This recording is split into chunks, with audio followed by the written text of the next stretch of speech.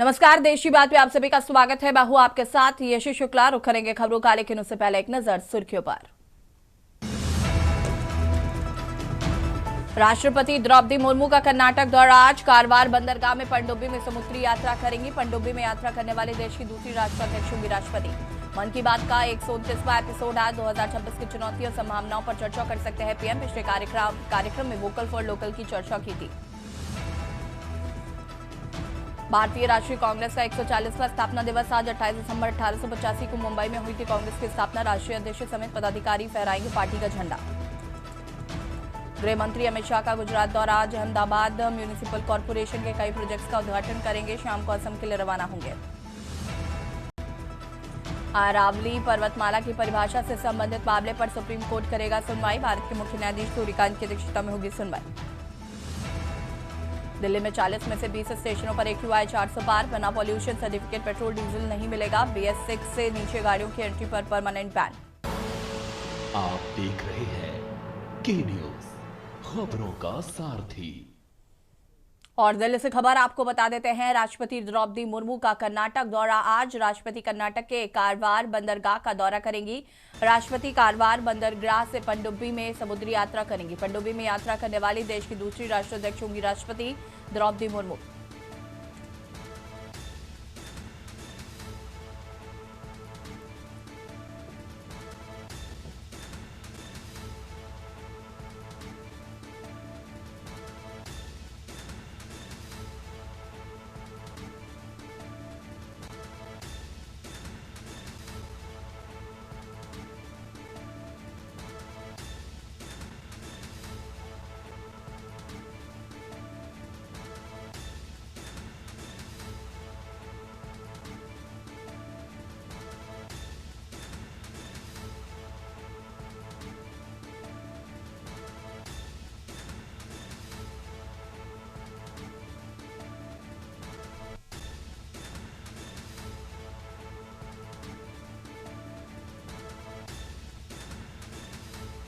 राष्ट्रपति द्रौपदी मुर्मू का कर्नाटक दौरा आज।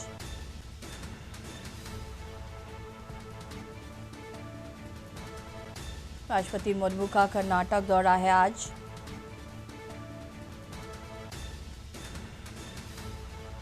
दिल्ली से खबर आपको बता रहे हैं।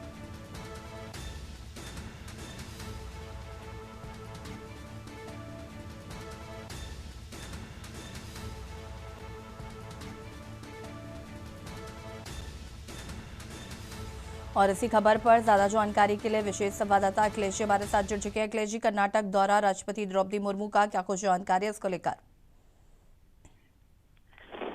देखिए, ऐसी आज राष्ट्रपति द्रौपदी मुर्मू कर्नाटक के दौरे पर हैं और सबसे अहम दौरा इसलिए माना जा सकता है क्योंकि वो आज कर्नाटक के कारवार अड्डे पर जाएंगे, जो भारतीय नौसेना का सबसे बड़ा अड्डा माना जाता है और समुद्री सीमा से जुड़े हुए नौसैनिकों के जवानों के लिए और सैन्य से अपना जुड़ाव साबित करने के लिए और उनसे अपना लगाव दिखाने के लिए और सैनिकों को हौसला अफजाई करने के लिए राष्ट्रपति द्रौपदी मुर्मू आज कर्नाटक के कारवार बंदरगाह पहुंच रही हैं, जहां से वो भारतीय नौसेना की पनडुब्बी से समुद्री यात्रा करेंगी, समुद्री निरीक्षण करेंगी और नौसेना के जो जवान हैं उनसे बातचीत करेंगी, उनका हौसला अफजाई करेंगे।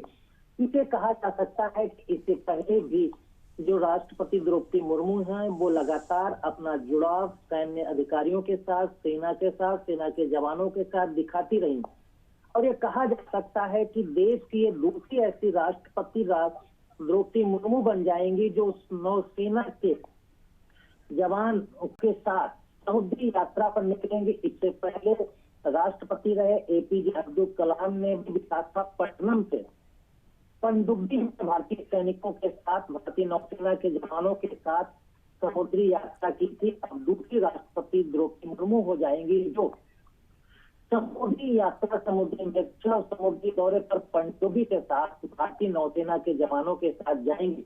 और इस तौर पर कहा जा सकता है कि राष्ट्रपति द्रौपदी मुर्मू इससे पहले भी इतिहास रच चुकी है, जो आज वो दूसरा इतिहास रचने जा रहे हैं कि देश की दूसरी राष्ट्रपति समुद्री यात्रा पनडुब्बी के जरिए भारतीय नौसेना के जवानों के साथ करेंगे। इससे पहले वे सुखोई विमान राफेल विमान को भी उड़ा चुकी हैं, जो दोनों लड़ाकू विमान है, और वो ऐसी इकलौती महिला राष्ट्रपति हैं जिन्होंने उन विमानों की से हवाई यात्रा की।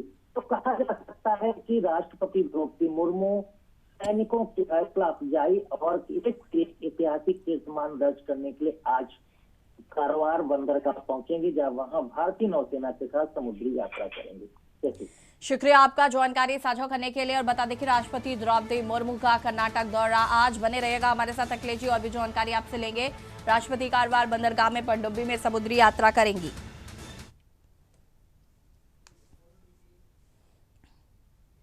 गृह मंत्री अमित शाह का गुजरात दौरा आज। अहमदाबाद म्यूनिसिपल कॉर्पोरेशन के कई प्रोजेक्ट्स का उद्घाटन करेंगे। अहमदाबाद में ई लॉन्च और चार्टर बांटने का प्रोग्राम शुरू।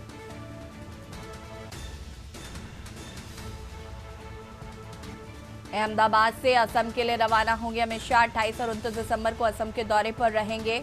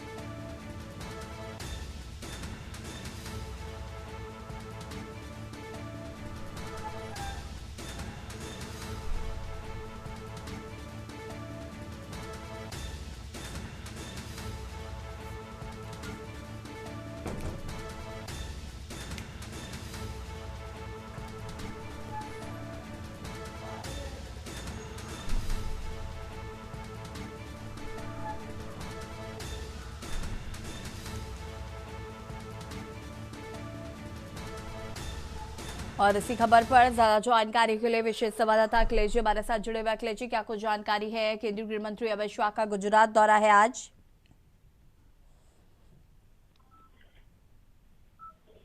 देखिए, इसी केंद्रीय गृह मंत्री और सहकारिता मंत्री अमित शाह आज गुजरात के दौरे पर हैं, और गुजरात के दौरे पर सबसे अहम खास कहा जा सकता है कि अहमदाबाद के म्यूनिसिपल कॉर्पोरेशन जाएंगे, जहां पर कई कार्यक्रम हैं जिनकी विकास की योजनाएं हैं, उनके प्रोजेक्ट का उद्घाटन करेंगे। इसके साथ ही साथ ई लॉन्च और चार्टर की भी शुरुआत करेंगे। तमाम कार्यक्रम आज अहमदाबाद में रहेंगे, और इसके बाद केंद्रीय गृह मंत्री अमित शाह शाम के समय गुजरात से असम के दौरे पर जाएंगे। 28 और 29 दिसंबर यानी 2 दिनों तक लगातार असम के दौरे पर रहेंगे, जहां पर कई विकास योजनाओं की सौगात असम के लोगों को देंगे। इसके साथ ही साथ असम में एक भारतीय जनता पार्टी के तरफ से जनसभा भी रखी गई है, जिस जनसभा को केंद्रीय गृह मंत्री अमित शाह संबोधित करेंगे। आपको बता दें कि असम और गुजरात से लेकर दौरे के बीच में खास बात है कि अहमदाबाद में जो विकास योजनाओं का उद्घाटन करेंगे, और असम में जाएंगे जहां पर विकास योजनाओं के साथ साथ राजनीतिक जनसभा को भी संबोधित करेंगे। ऐसे शुक्रिया आपका जानकारी साझा करने के लिए। बने रहिएगा हमारे साथ, और भी अपडेट आपसे लेंगे। और बता दें, आज केंद्रीय गृह मंत्री अमित शाह का गुजरात दौरा है। 28 और 29 दिसंबर को असम के दौरे पर भी रहेंगे गृह मंत्री।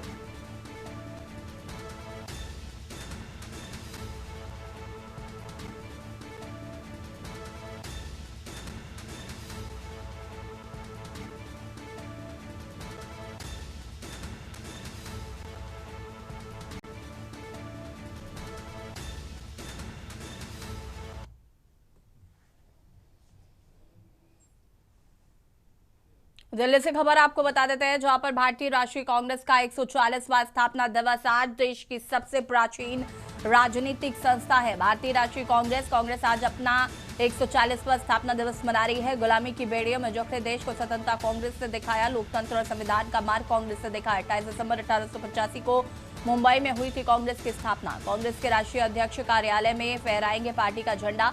प्रदेश अध्यक्ष कार्यालय में फहराएंगे पार्टी का झंडा। जिलाध्यक्ष कार्यालय में फहराएंगे पार्टी का झंडा। लोकतंत्र और संविधान का मार्ग कांग्रेस ने दिखाया। कांग्रेस आज अपना 140वां स्थापना दिवस मना रही है। कांग्रेस कार्यालयों में आज पार्टी का झंडा फहराया जाएगा।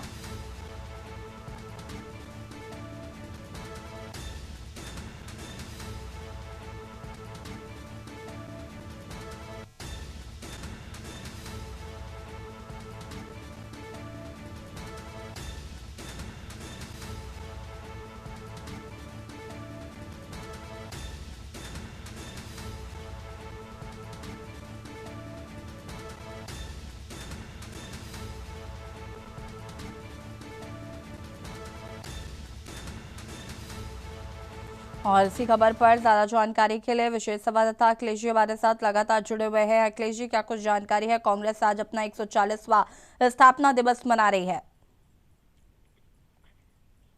देखिए, भारतीय राष्ट्रीय कांग्रेस की स्थापना के 140 वर्ष होने के अवसर पर 140वां स्थापना दिवस आज कांग्रेस और कांग्रेस के पदाधिकारी और कार्यकर्ता मना रहे हैं। कांग्रेस के सभी कार्यालय, वो राष्ट्रीय मुख्यालय हो, प्रदेश मुख्यालय हो या फिर जिला मुख्यालय हो, सभी कार्यालयों में आज कांग्रेस का झंडा फहराकर स्थापना दिवस मनाया जाएगा।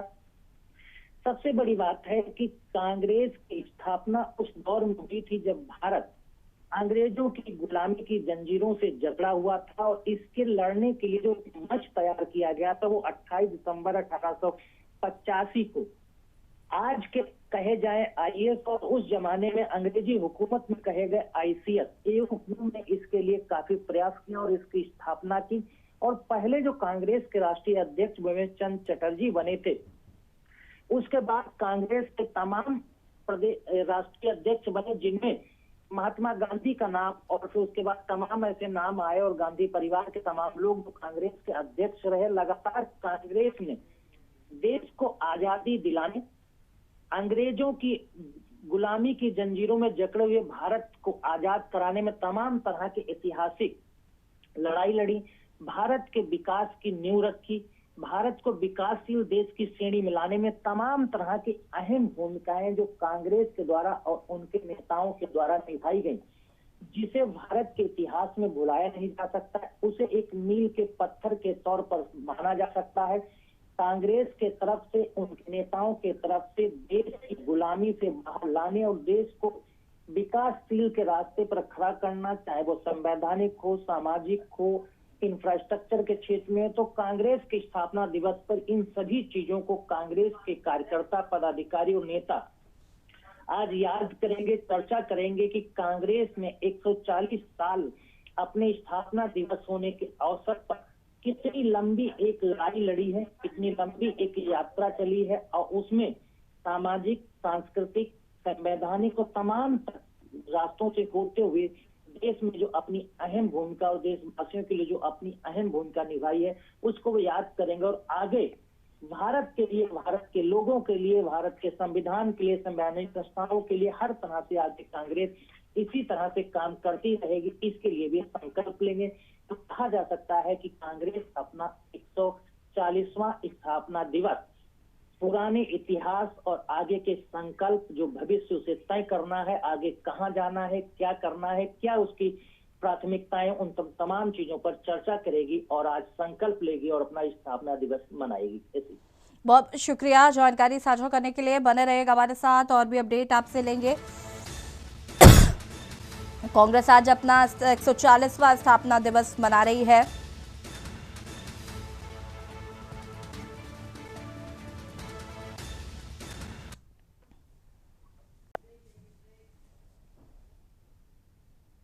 और यहाँ रुकेंगे छोटे से ब्रेक के लिए, जो हाजिर होता है।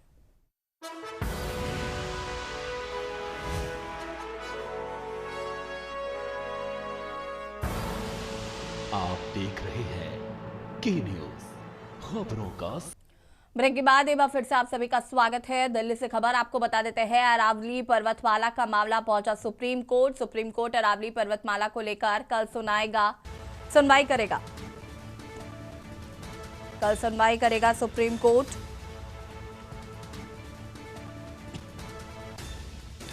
अरावली पर्वतमाला मामले का खुद लिया संज्ञान। अरावली पर्वतमाला की परिभाषा से संबंधित मामले पर सुनवाई करेगा सुप्रीम कोर्ट। भारत के मुख्य न्यायाधीश सूर्यकांत की अध्यक्षता में होगी सुनवाई।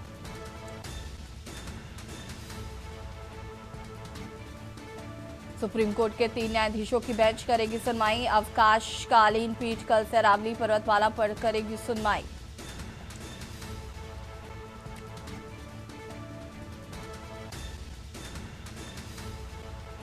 और इसी खबर पर ज्यादा जानकारी के लिए विशेष संवाददाता अखिलेश हमारे साथ जुड़े हुए। अखिलेश, क्या कुछ जानकारी है? कल सुप्रीम कोर्ट में अरावली पर्वतमाला को लेकर सुप्रीम कोर्ट सुनवाई करेगा। ऐसी अरावली पर्वतमाला को लेकर लगातार सत्ता पक्ष के खिलाफ चाहे विपक्ष खड़ा हो, देश के तमाम सामाजिक कार्यकर्ता हो, पर्यावरणविद हो, जो जलवायु वायुमंडल के लिए काम करते हैं, और तमाम राजस्थान, गुजरात, हरियाणा, ये तमाम बॉर्डर के ऐसे लोग हैं, और इसके साथ साथ देश के तमाम जागरूक जनता इसको लेकर लगातार सड़क लेकर संसद तक इसकी बात करने की कोशिश कर रही है। इस मुद्दे को उठाने की लगातार कोशिश की जा रही थी। इसी बीच सुप्रीम कोर्ट के तरफ से इस मामले का स्वतः संज्ञान लिया गया है। सुप्रीम कोर्ट के मुख्य न्यायाधीश सूर्यकांत के तरफ से ये कहा गया है कि अब सुप्रीम कोर्ट जो अरावली पर्वतमाला के लिए संबंध में पहले व्याख्या की गई है, उस व्याख्या को एक बार फिर से समझने की और उसकी व्याख्या करने की जरूरत है। इसी तर्ज पर जो सुप्रीम कोर्ट के तरफ से इसका संज्ञान लिया गया है, और बाकायदा इस समय सुप्रीम कोर्ट में छुट्टी चल रही है, तो अवकाश होने की वजह से एक अवकाशकालीन बेंच का गठन किया गया है, जिसमें 3 जस्टिस को शामिल किया गया। इन 3 जस्टिस की अध्यक्षता में इसकी सुनवाई होगी, और जो अरावली पर्वत है उसमें जो पहाड़ी है उसके लिए ऊंचाई का पैमाना मानकर जो खनन के लिए इजाजत देने, खनन कराने और खनन को बढ़ावा देने और कुछ खास लोगों को उसका फायदा देने की दिशा की जिस तरह से आरोप प्रत्यारोप का दौर चल रहा है, इन तमाम चीजों पर विराम लगाने के लिए सुप्रीम कोर्ट की अवकाशकालीन बेंच, जिसमें 3 जस्टिस शामिल है, वो कल से इसकी सुनवाई करेंगे। जो पहले अरावली पहाड़ियों को लेकर इसकी व्याख्या की गई थी, उस व्याख्या को फिर से समझेंगे, और दोनों तरफ से सरकार को भी इसमें नोटिस जारी किया जाएगा। जो सामाजिक कार्यकर्ता और जो बाकी लोग इसमें अपना विचार रखना चाहते हैं, उनको भी मौका दिया जाएगा, और इसके बाद सुप्रीम कोर्ट की 3 जजों की बेंच इस मामले की सुनवाई करेगी। सरकार को नोटिस जारी करके उसके प्रस्ताव और उसकी तरफ से उठाए जा रहे कदमों की जानकारी मांगी जाएगी। सरकार की तरफ सॉलिसिटर जनरल वहां पर पेश होंगे, और सामाजिक कार्यकर्ता से लेकर तमाम राजनीतिक दल इस मुद्दे को उठा रहे हैं, उनके तरफ से भी हलफनामा पेश किए जा सकते हैं। इसके बाद सुप्रीम कोर्ट जो पुरानी अरावली पहाड़ियों को लेकर एक व्याख्या की गई है कि कितनी ऊंचाई हो तब वहां खनन हो सकता है, कितनी ऊंचाई नहीं हो तो खनन हो सकता है, खनन के लिए पैरामीटर क्या रखे गए, क्या कुछ बहुमूल्य पदार्थ या बहुमूल्य तत्व अरावली पहाड़ियों में मिलता है तो खनन किया जा सकता है, या फिर पर्यावरण, जलवायु परिवर्तन और स्थानीय चीजों को दृष्टिकोण में रखते हुए फैसला लिया जाएगा कि वहां खनन होना कि नहीं होना। उसके आसपास के जो लोग रहते हैं उनको उससे क्या हानि पहुंचेगी, इसकी भी व्याख्या की जाएगी।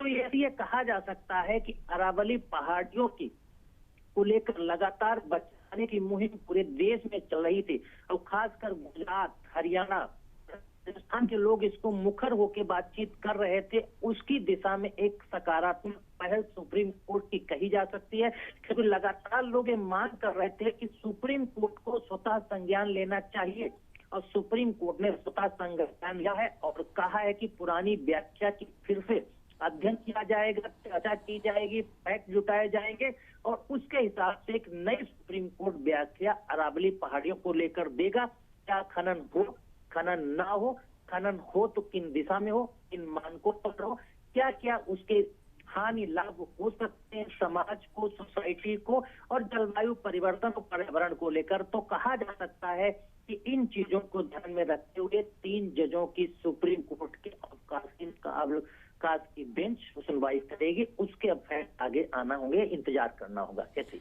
शुक्रिया आपका जानकारी साझा करने के लिए अखिलेश जी। और बता दें कि सुप्रीम कोर्ट ने अरावली पर्वत मामले का खुद ही संज्ञान लिया है, और इस पर कल होगी सुनवाई।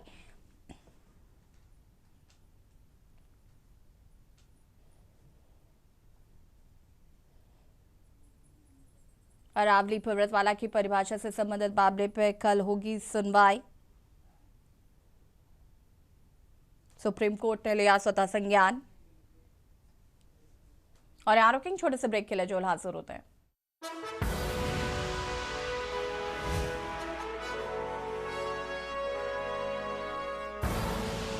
आप देख रहे हैं के न्यूज, खबरों का सारथी। ब्रेक के बाद एक बार फिर से आप सभी का स्वागत है। लखनऊ से खबर आपको बता देते हैं, जहां पर यूपी में ठंड का कहर लगातार जारी। कई जिलों में घने कोहरे, ठंड का रेड अलर्ट। मौसम विभाग ने जारी किया येलो अलर्ट। कोहरे से कई जिलों में विजिबिलिटी हुई शून्य। बरेली, पीलीभीत, लखीमपुर खीरी में रेड अलर्ट। आगरा, फिरोजाबाद, मैनपुरी में भी रेड अलर्ट जारी किया गया है। टावा, औरैया और आजमगढ़ में रेड अलर्ट। बहराइच, श्रावस्ती, कानपुर देहात में रेड अलर्ट। फतेहपुर, कौशाम्बी, प्रयागराज में रेड अलर्ट। गोरखपुर, देवरिया, मऊ, बलिया में रेड अलर्ट जारी किया गया है। ठंड का कहर लगातार यूपी में जारी। बरेली, पीलीभीत, लखीमपुर खीरी में रेड अलर्ट जारी किया गया है।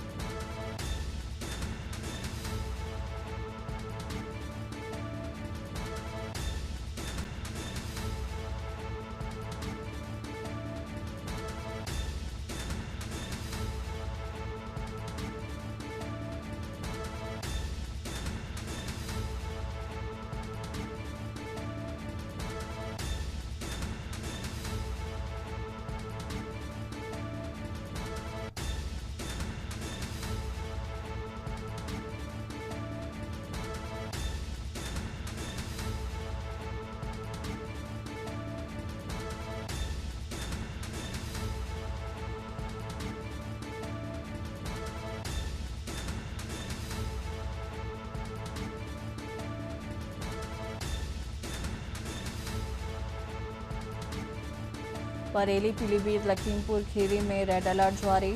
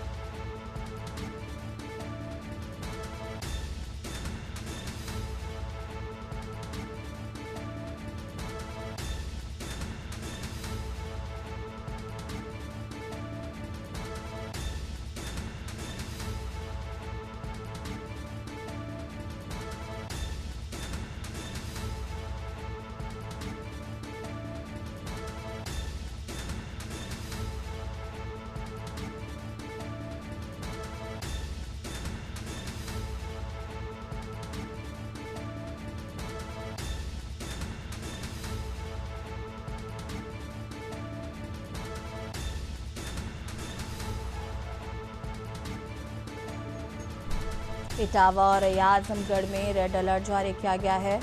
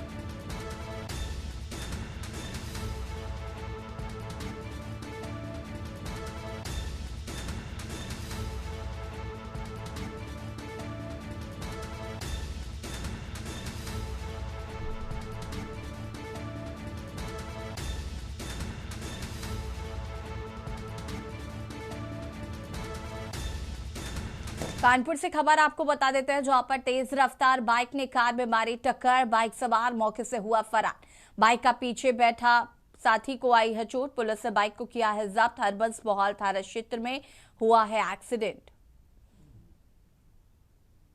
कानपुर से खबर, तेज रफ्तार बाइक ने कार में मारी टक्कर, पुलिस ने बाइक को किया जब्त।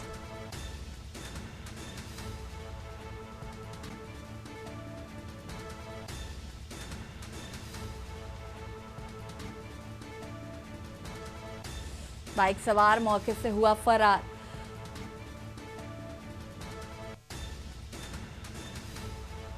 पुलिस ने बाइक को जब्त किया। बाइक पर पीछे साथी को आई चोट। पुलिस ने बाइक को किया जब्त। हरबंस बोहाल थाना क्षेत्र में हुआ है एक्सीडेंट।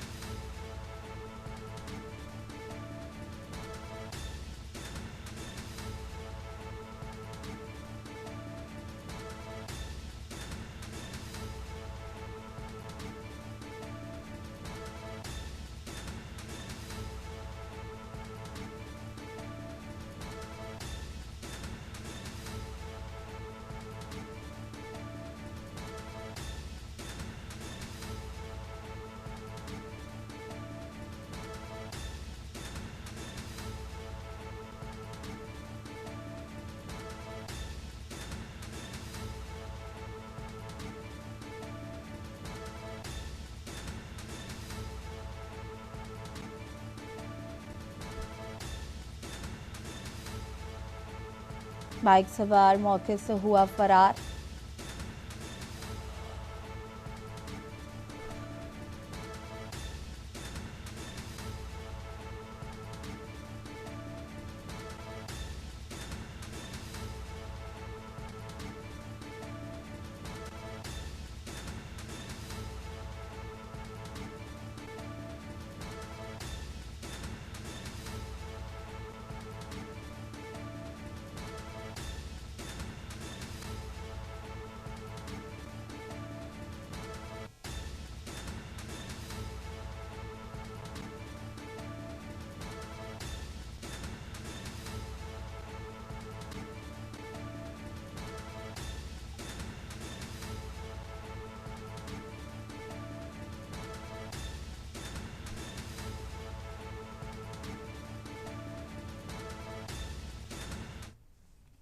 कानपुर में डॉक्टरों की बड़ी लापरवाही सामने आई। हैलेट हॉस्पिटल में जूनियर डॉक्टरों की लापरवाही आई सामने।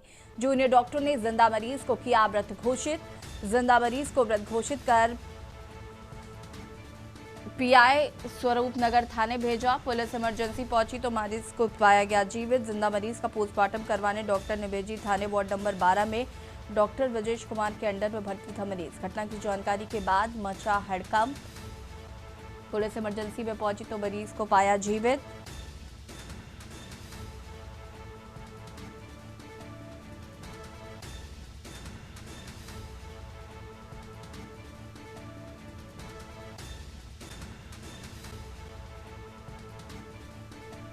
घटना की जानकारी के बाद मचा हड़कंप।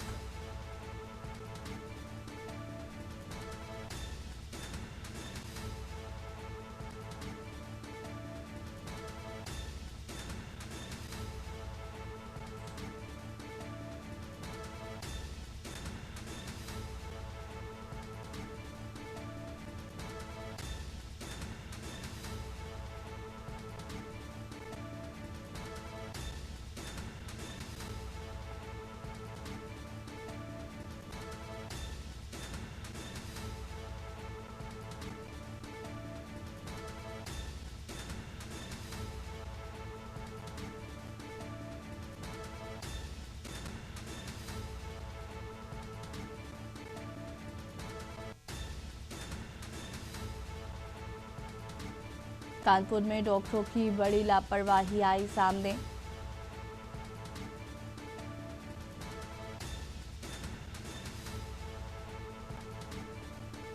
जूनियर डॉक्टर ने जिंदा मरीज को किया मृत घोषित।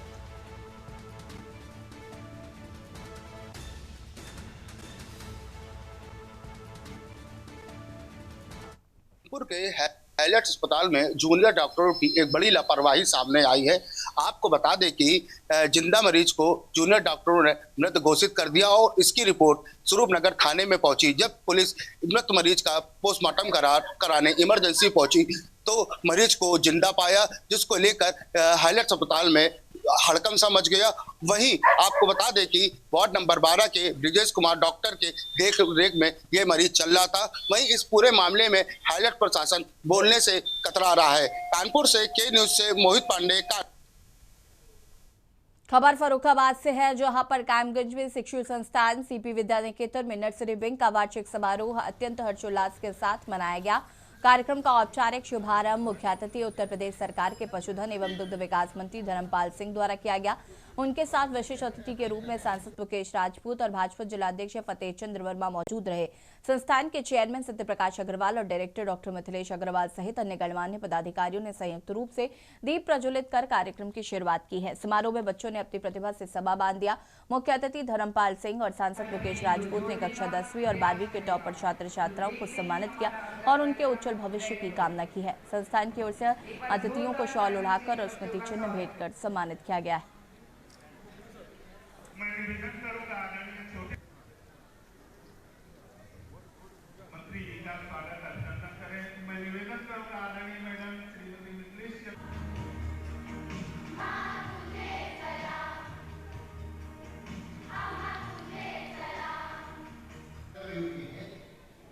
अभी आपने देखा जो इतिहास जो लोग भूल चुके थे, उस इतिहास को अभी 20 बालकों के जो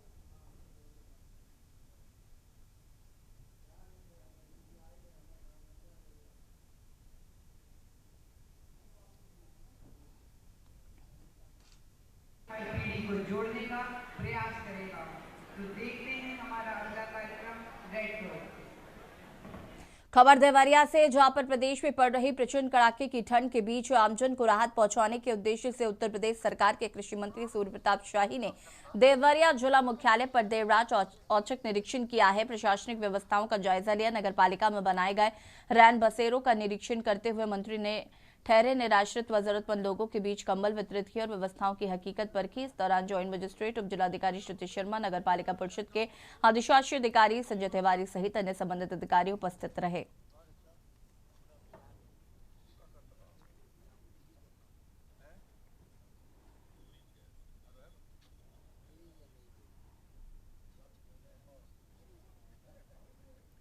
पिछले एक हफ्ते से कड़ाके की ठंड पड़ रही है और ठंड को देखते हुए उत्तर प्रदेश के हमारे मुख्यमंत्री योगी आदित्यनाथ जी ने ये सभी जिलाधिकारियों को निर्देश दिए हैं कि हर जनपद के भीतर ऐसे जो निराश्रित और शहर मुख्यालय या शहरों कस्बों में आने वाले लोग हैं और किसी तरीके से वो घर को नहीं लौट पाते हैं या कुली मजदूरी करने वाले लोग हैं, ऐसे लोगों के लिए रैन बसेरा की व्यवस्था कराई जाए, जहाँ पर चारपाई लगा करके, गद्दा लगा करके, कंबल रजाई की व्यवस्था करा करके उनके रहने की व्यवस्था कराई गई है। और इसी के साथ साथ प्रदेश में जो ऐसे अत्यावश्यक लोग, दीदी लोग हैं, उनको कंबल वितरण करने का काम भी करने के लिए निर्देश दिए हैं। जैसा मैंने सुबह बताया था आप लोगों की, देवरिया जिले में 6000 कंबल खरीदे गए और जो लोगों में वितरित किए गए।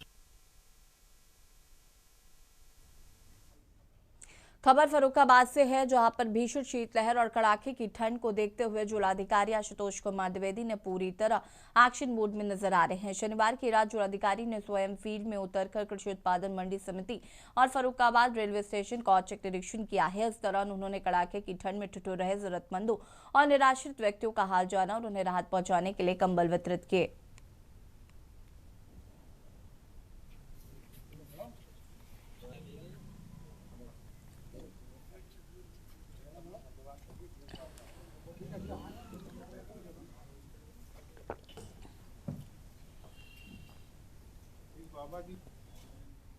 खबर फिरोजाबाद से है, जहां पर जिला स्तरीय सांसद खेल स्पर्धा का पुरस्कार वितरण समारोह हंगामे की भेंट चढ़ गया। दाऊदयाल स्टेडियम में आयोजित कार्यक्रम के दौरान खिलाड़ियों ने पुरस्कार वितरण में हेराफेरी के आरोप लगाते हुए जमकर विरोध प्रदर्शन किया। हालात बिगड़ने पर खिलाड़ियों ने स्टेडियम का गेट बंद कर दिया, जिसके बाद मौके पर पुलिस बुलानी पड़ी। खिलाड़ियों का आरोप है कि पुरस्कार वितरण में पारदर्शिता नहीं बरती गई और जल्दबाजी में चयनित खिलाड़ियों व टीमों के नामों में हेराफेरी की गई है।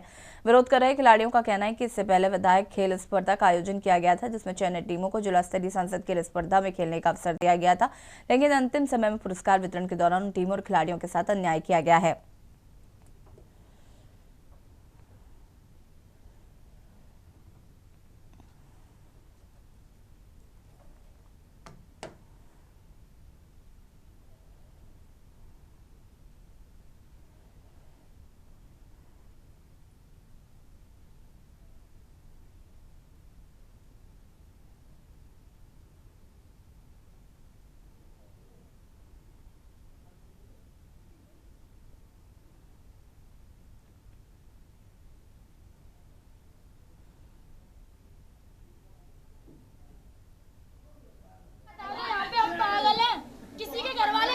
छोड़ देंगे। क्या पूरी बात बताओ, क्या पूरी बात ये थी, इन्होंने गेम खिलाया, यहाँ पे जूडो हुए, कबड्डी हुई और फुटबॉल हुई और कुश्ती भी हुई, सब में पार्टिसिपेट किया। जो जिनके पर्सनल लोग थे ना, उन्हें प्राइज दे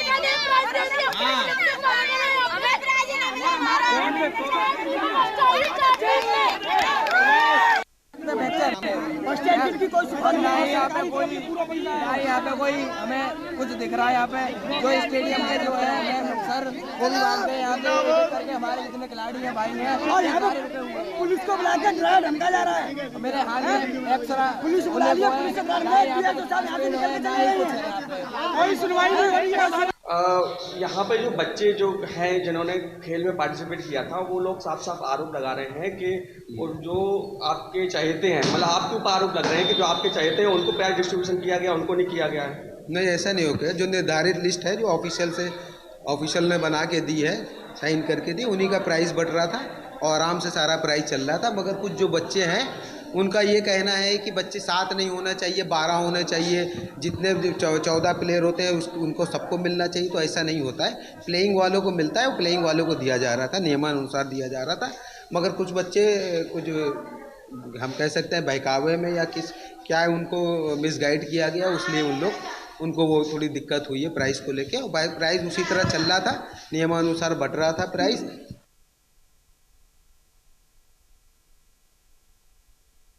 खबर हाथरस से है, जहां पर जिले में सर्दी का सितम लगातार गहराता जा रहा है। कड़ाके की ठंड और घने कोहरे ने आम जनजीवन को पूरी तरीके से अस्त व्यस्त कर दिया है। मौसम विभाग द्वारा जारी ताजा अपडेट के अनुसार आने वाले 24 घंटों में उत्तर प्रदेश के कई हिस्सों में ऑरेंज अलर्ट और येलो अलर्ट घोषित किया गया है। पछुआ हवाओं के चलने से तराई क्षेत्रों सहित पश्चिमी उत्तर प्रदेश में कोल्ड डे जैसे हालात बन गए हैं। जिले में सुबह और रात के समय घने कोहरे की चादर छाई रहने के कारण यातायात पूरी तरह से प्रभावित रहा।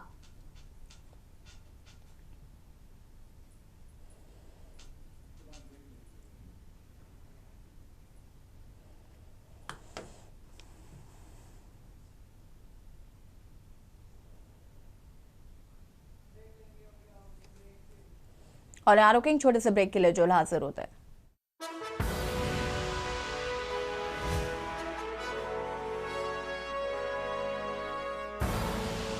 आप देख रहे हैं के न्यूज, खबरों का सार। ब्रेक के बाद एक बार फिर से आप सभी का स्वागत है। खबर हमीरपुर से है, जहां पर खुरारा थाना क्षेत्र अंतर्गत उमराहट गांव में बीते 2 दिसंबर को पुलिस और ग्रामीणों के बीच हुए विवाद में अपने राजनीतिक मोड़ आया है। पुलिस की एक तरफा कार्रवाई और कथित ज्यादती की शिकायतों के बीच भाजपा जिलाध्यक्ष शकुंतला निषाद और सदर विधायक ने पार्टी पदाधिकारियों के साथ गांव का दौरा किया। ग्रामीणों ने सकते हुए अपना पीड़ा विधायक और जिलाध्यक्ष को बताई। आरोप है कि घटना के बाद से पुलिस दहशत का पर्याय बन गई है। ग्रामीणों के अनुसार पुलिस ने घरों में घुसकर तोड़फोड़ की, गाड़ियां क्षतिग्रस्त कर दी और उन लोगों को भी जेल भेज दिया जो घटना के समय गांव में मौजूद नहीं थे। इतना ही नहीं, पुलिस पर कुछ आरोपियों का जबरन हाफ इनकाउंटर करने और महिलाओं को धमकाने के भी गंभीर आरोप लगे हैं। सदर विधायक ने ग्रामीणों को आश्वस्त करते हुए कहा है कि पुलिस की ज्यादती बर्दाश्त नहीं की जाएगी। उन्होंने माना कि प्रथम दृष्टया पुलिस ने निर्दोषों को फंसाया है, जिसकी उच्च स्तरीय जांच कराई जाएगी।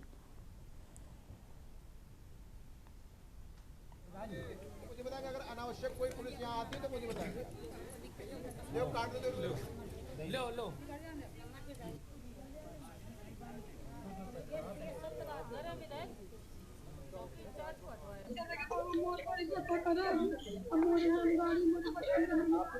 मैं वो सब चौकी में जमा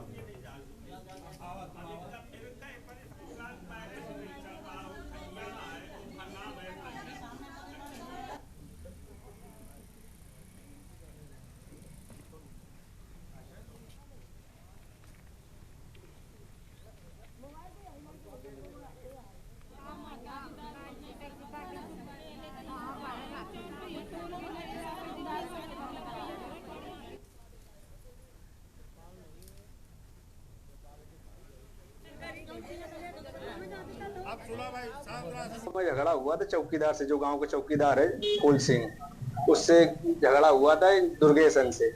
तो उसमें दरोगा जी और एसआई एक आए थे पकड़ने, तो उनके बीच में जो बहस हुई अपना तो मारपीट हो गई। तो उसमें एक बोले कि मर गए, ऐसी अफवाह हो गई, बेहोश हो गया। आगे फिर गाली चढ़ गई उसके, तो उसमें ग्रामीणों ने उनको भी मार दिया, सिपाही को ज्यादा मार दिया। मतलब हम जब देखने नीचे गाँव से, हम नीचे गाँव में रहते हैं, उमराहट में, वो पुरवा का मामला है। मेरे हस्बैंड पानी लगाने गए थे और गांव में झगड़ा हुआ था। उस समय वो थे नहीं घर में और पुलिस धमकी दे रही है। मेरे 3 ट्रैक्टर ले गए, ट्रैक्टर का बोनस भी पाइप से हो रहा है और कहते हैं कि हाजिर करवा लिया है। वो हाजिर है, फिर भी कहते हैं कि लेडीजों को भी ले जाएंगे, बच्चों को भी ले जाएंगे। देखिए, यहाँ की जो घटना बहुत दुर्भाग्य की घटना है और हम चाहती हूँ, मैं, हमारे विधायक जी, हमारे सभी पार्टी, भारतीय जनता पार्टी कार्यकर्ता हैं, माननीय पूर्व जिलाध्यक्ष जी हैं, हमारे ब्लॉक प्रमुख जी हैं, कि निष्पक्ष रूप से जांच कराई जाए, इसमें कोई निर्दोषी ना फंसे और जो दोषी हो उसी के खिलाफ कार्रवाई हो और जांच करके कार्रवाई हो। 2 तारीख को यहाँ एक घटना हुई थी, पुलिस और गांव वालों के बीच में विवाद की स्थिति उत्पन्न हुई थी। गांव के लोग भी घायल हुए थे और पुलिस भी उसमें घायल हुई थी। तत्समय पुलिस ने यहाँ पर 19 लोगों के खिलाफ FIR कराई थी। उसमें तमाम सारे लोग ऐसे हैं जिनका उसमें कोई दोष नहीं है, गांव वालों के गांव वालों से बातचीत करने के बाद ऐसा प्रतीत होता है। कोई यहाँ था भी नहीं, उनके भी नाम लिखे गए हैं। तो अभी यहाँ से इनसे मिलने के बाद जो हमें महसूस हुआ है उसको लिपिबद्ध करके यहाँ के आला अधिकारियों से अगर जरूरत पड़ी तो यहाँ के बाहर भी जाकर के एक उच्च स्तरीय पूरी घटनाक्रम की जांच करा करके कोई भी निर्दोष किसी भी प्रकार से सताया ना जाए, इसका हम पूरा प्रयास करें। और इसी बीच आपको सीतापुर से खबर बता देते हैं। सीतापुर से खबर, चिकित्सकों ने जिला अस्पताल किया रेफर। सीतापुर से खबर आपको बता रहे हैं।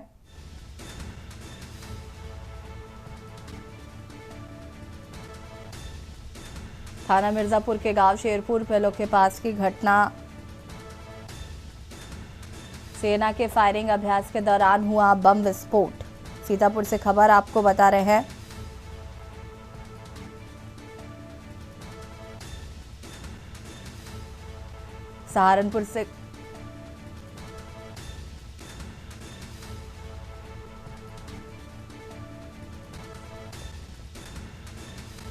सहारनपुर से खबर आपको बता रहे हैं।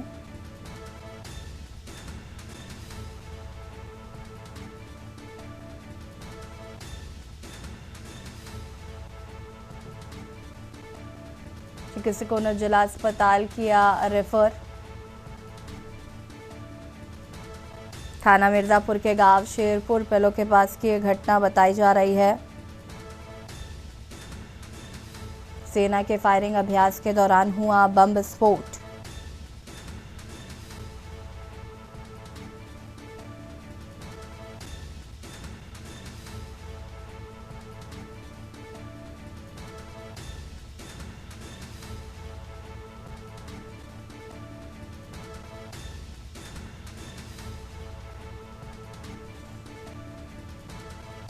सेना के अफसरों ने चिकित्सा के लिए बेहद भिजवाया। चिकित्सकों ने जिला अस्पताल किया है रेफर।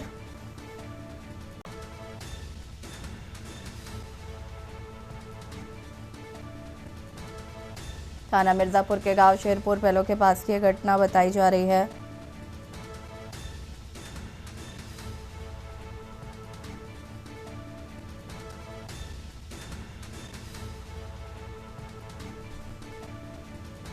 सहारनपुर से खबर, सेना के फायरिंग अभ्यास के दौरान हुआ बम विस्फोट। घटना से अभ्यास करने आए बटालियन में मचा हड़कंप।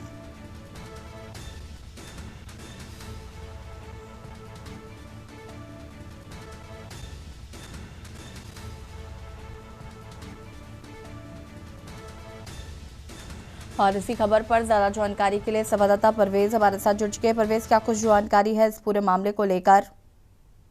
जी बिल्कुल, आपको बता दूं कि पूरा मामला जनपद सहारनपुर के थाना मिर्जापुर इलाके का है, जहां शिवालिक वन प्रभाग की बड़गला रेंज में सेना की एक बटालियन जो है फायरिंग अभ्यास के लिए आई हुई थी। बताया जा रहा है कि फायरिंग अभ्यास के दौरान एक बम में विस्फोट हो गया, जिससे मौजूद जो है 4 जवान गंभीर रूप से घायल हो गए। सूचना मिलते ही बटालियन में हड़कंप मच गया और सेना के जो अफसर हैं वो घायलों को लेकर बेहट सामुदायिक स्वास्थ्य केंद्र पहुंचे, जहां चिकित्सकों ने उनकी हालत को गंभीर मानते हुए जिला अस्पताल के लिए रेफर कर दिया। जी फिलहाल जो घायल है उनकी क्या स्थिति बनी हुई है? जी बिल्कुल, 4 जवान घायल हुए थे, उनमें 2 की हालत जो है गंभीर बताई जा रही है, जिन्हें हायर सेंटर के लिए रेफर किया गया है, जबकि 2 का जो है इलाज जारी है। ठीक है, शुक्रिया आपका जानकारी साझा करने के लिए। और बता दें, थाना मिर्जापुर के पास शेरपुर की ये घटना बताई जा रही है।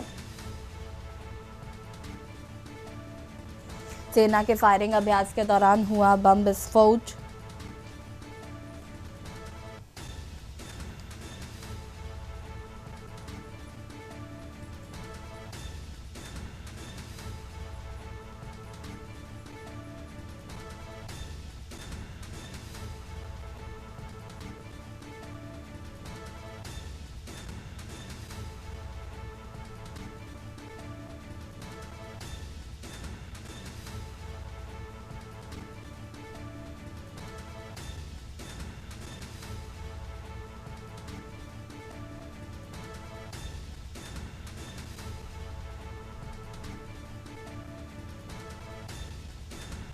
सेना के फायरिंग अभ्यास के दौरान हुआ बम विस्फोट।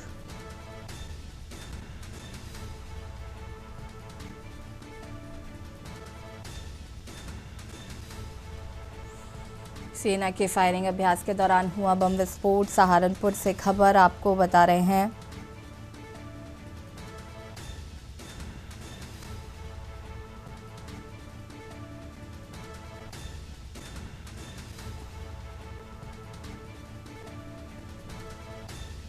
चिकित्सकों ने जिला अस्पताल किया है रेफर।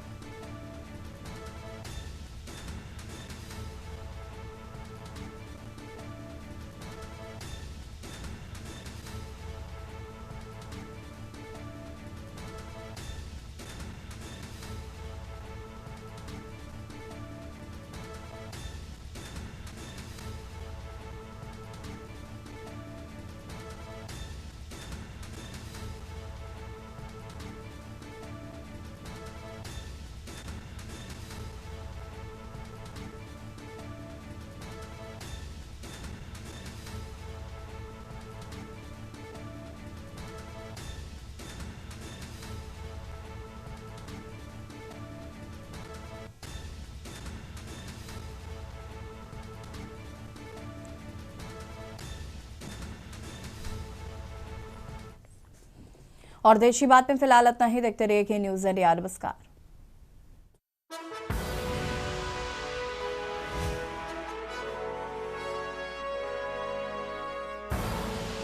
आप देख रहे हैं के न्यूज़, खबरों का सारथी।